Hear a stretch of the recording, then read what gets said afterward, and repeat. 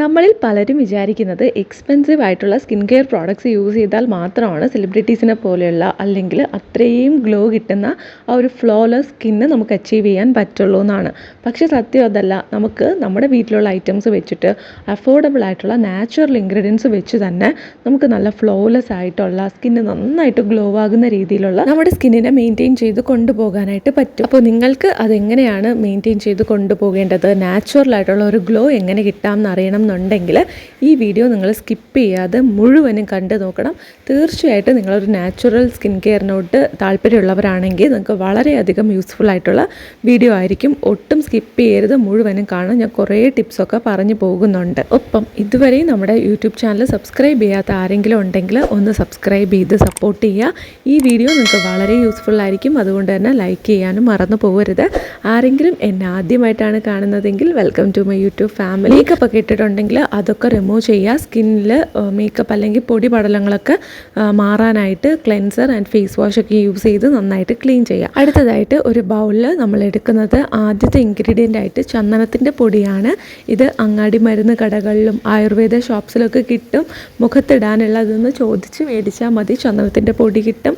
ഇനി നിങ്ങൾക്ക് ഒറിജിനൽ ആയിട്ടുള്ള ചന്ദനം, അതായത് കട്ടയായിട്ട് കിട്ടുന്നുണ്ടെങ്കിൽ അത് മേടിച്ചിട്ട് ഉരച്ച് അതിൻ്റെ വെള്ളം വെച്ച് ഉരച്ചിട്ട് ചന്ദനം എടുക്കുക. എങ്ങനെയാണെങ്കിലും ചന്ദനം എടുത്താൽ മതി. എത്ര ഒറിജിനലായിട്ട് കിട്ടുമോ അത്രയും ഒറിജിനലായിട്ട് എടുക്കുന്നതാണ് നമുക്ക് നല്ലത്. അടുത്തതായിട്ട് ഇതിനോടൊപ്പം മുൾട്ടാണി മിട്ടിയുടെ പൗഡർ ചേർത്ത് കൊടുക്കുന്നുണ്ട്. ഈ ചന്ദനം നമ്മുടെ സ്കിന്നിന് നല്ലൊരു കൂളിംഗ് എഫക്റ്റ് തരാനും ചെറിയ ചെറിയ ഡാർക്ക്നെസ് ഉണ്ടെങ്കിൽ അതൊക്കെ over A period of time നന്നായിട്ട് ഫെയ്ഡ് ചെയ്ത് കൊണ്ടുവരാനും, ചെറിയ തരികളുണ്ട് മുഖത്ത്, ചെറിയ തരികൾ പോലത്തെ കുരുക്കളുണ്ടെങ്കിൽ അത് മാറ്റാനും ഒക്കെ സഹായിക്കുന്നതാണ് മുൾട്ടാണി മിട്ടി. എക്സസ് ആയിട്ടുള്ള ഓയിൽ റിമൂവ് ചെയ്യാനും സ്കിന്നിനൊരു ഫ്ലോലെസ് ആയിട്ടുള്ള ഒരു അപ്പിയറൻസ് തരാനും സ്കിൻ ഈവൻ ആക്കാനും ഹെൽപ്പ് ചെയ്യും. അതോടൊപ്പം തന്നെ നമ്മളിതിൽ തൈര് ചേർത്ത് കൊടുക്കുന്നുണ്ട്. തൈര് യൂസ് ചെയ്തിട്ടാണ് മിക്സ് ചെയ്യുന്നത്.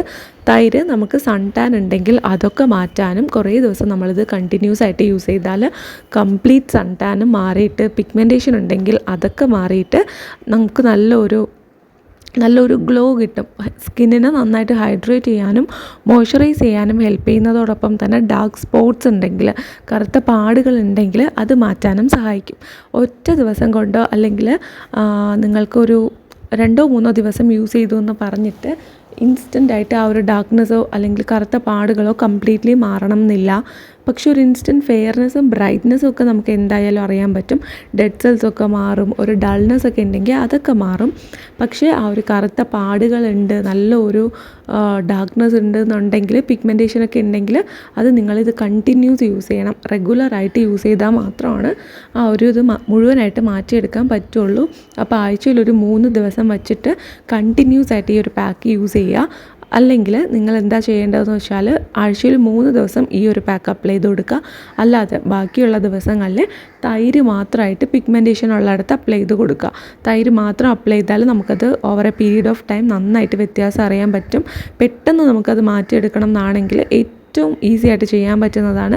എല്ലാ ദിവസവും നിങ്ങൾ തൈര് മാത്രമായിട്ട് അപ്ലൈ ചെയ്ത് കൊടുക്കുക. ആഴ്ചയിൽ 3 ദിവസം മാത്രം ഈ ഒരു പാക്ക് അപ്ലൈ ചെയ്ത് കൊടുക്കുക. ബാക്കി വരുന്ന 4 ദിവസം, ആഴ്ചയിൽ ബാക്കി ഇനി 4 ദിവസമല്ലേ, ആ ദിവസങ്ങളിൽ നമുക്ക് തൈര് മാത്രം പിഗ്മെൻറ്റേഷൻ ഉള്ള ഭാഗത്ത് മാത്രം അപ്ലൈ ചെയ്യുക. ഇനി കറുത്ത പാടുകളാണെങ്കിലും, മുഖത്ത് നല്ല കറുത്ത പാടുകൾ അവിടെ ആയിട്ടുണ്ടെങ്കിൽ ഫേസിൽ മുഴുവനായിട്ടും എല്ലാ ദിവസവും തൈര് അപ്ലൈ ചെയ്ത് കൊടുക്കുക.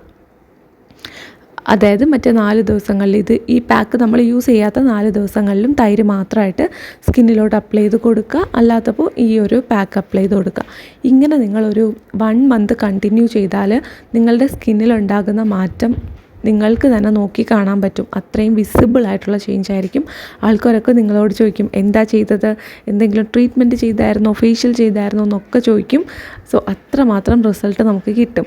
പിന്നെ നമ്മൾ സാധാരണയുള്ള സ്കിൻ കെയർ ഉണ്ടല്ലോ, മോയ്സ്ചറൈസർ അപ്ലൈ ചെയ്ത് കൊടുക്കുക, ഫേസ് രാവിലെയും വൈകുന്നേരവും നന്നായിട്ട് ക്ലീൻ ചെയ്യുക.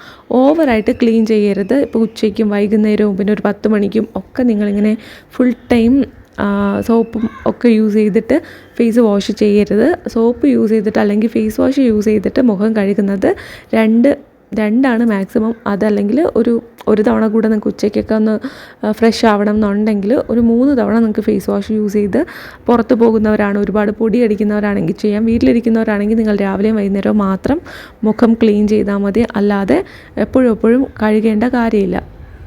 അതും നിങ്ങൾക്ക് പറ്റിയൊരു സോപ്പ് അല്ലെങ്കിൽ നിങ്ങൾക്ക് പറ്റിയൊരു ഫേസ് വാഷ് യൂസ് ചെയ്ത് മാത്രം മുഖം കഴുകുക.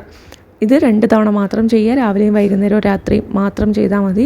അല്ലാത്ത സമയങ്ങളിൽ നിങ്ങൾക്ക് മുഖം എന്തെങ്കിലും തരത്തിൽ ക്ലീൻ ചെയ്യണം, ഒന്ന് ഫ്രഷ് ആവണം എന്നുണ്ടെങ്കിൽ വെറും പച്ച വെള്ളത്തിൽ, സാധാരണ വെള്ളം ഉണ്ടല്ലോ, ശുദ്ധമായ വെള്ളം, അത് മാത്രം വെച്ചിട്ട് കഴുകിയാൽ മതി.